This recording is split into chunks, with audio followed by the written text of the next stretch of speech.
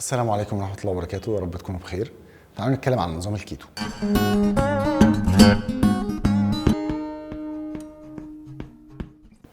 عارف ان في ناس كتيرة جدا شرحته وناس كتيرة اتكلمت عليه، بس انا الفكرة كلها ان انا عاوز اقول لك هو بيشتغل ازاي عشان نعرف ايه اللي المفروض نعمله وايه اللي المفروض ما تعملوش عشان خاطر تخس مظبوط وتخس بشكل صحي. خلينا فاهمين الاول ان الجسم بيعتمد على الكارب او بيعتمد على النشويات في انتاج الطاقة. بيعمل ايه؟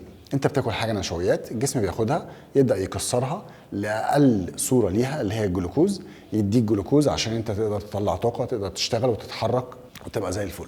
النشويات دي جزء منها زي ما قلنا هيتحول لجلوكوز، والجزء الثاني الجسم بيخزنه على هيئه جلايكوجين. عندي الكبد بيقدر يعمل العمليه دي، وكمان فين في العضلات بيخزن الجلايكوجين.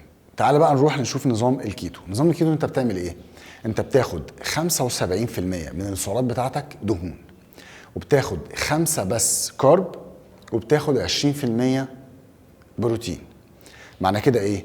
معنى كده ان انت الحاجة اللي الجسم بيعتمد عليها بشكل اساسي ان هو يديك منها طاقة، انت مديله منها بس 5%، يعني انت قللتها قوي. فالجسم يعمل ايه؟ انا خلاص قررت ان انا ابدأ دايت كيتو. الجسم ما عندوش فكرة اللي انا عايز اعمله ده، فالجسم قاعد مستني ان انا اديله الكارب اللي هو محتاجه عشان يبدا يشتغل عليه ويطلع لي منه طاقه. جيت انت اول يوم رحت موقف خالص، مدخله كارب بنسبه قليله قوي. الجسم هيعمل ايه؟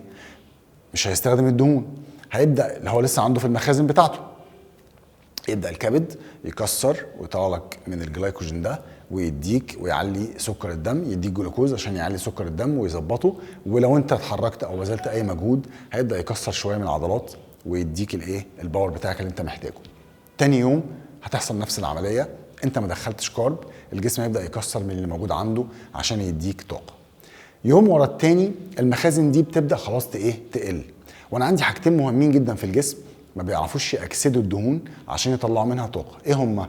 المخ وكرات الدم الحمراء. الاتنين دول مش بيعرفوا يأكسدوا الدهون عشان يطلعوا منهم ايه؟ طاقه. فالكبد هيفضل محافظ على 10% من المخزون اللي عنده لخدمه البرين. جميل؟ طيب انت مصر ومصمم في الموضوع وعمال مقلل كارب وعمال بتزود ايه؟ دهون.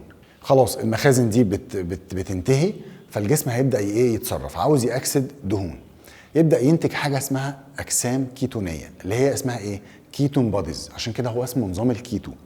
الجسم يبدا ينتج الاجسام دي عشان يأكسد بيها الدهون عشان يديك طاقه. بس في مشكله صغيره، ان الجسم عشان يأكسد الدهون عن طريق الاجسام الكيتونيه دي بيحتاج برضو شويه جلوكوز، وانا الجلوكوز عندي بيقل، فيقوم الجسم يزود انتاج الاجسام الكيتونيه دي في الجسم عشان يعتمد عليها بشكل كامل في انتاج الطاقه. كده انت دخلت في الايه؟ في نظام الكيتو.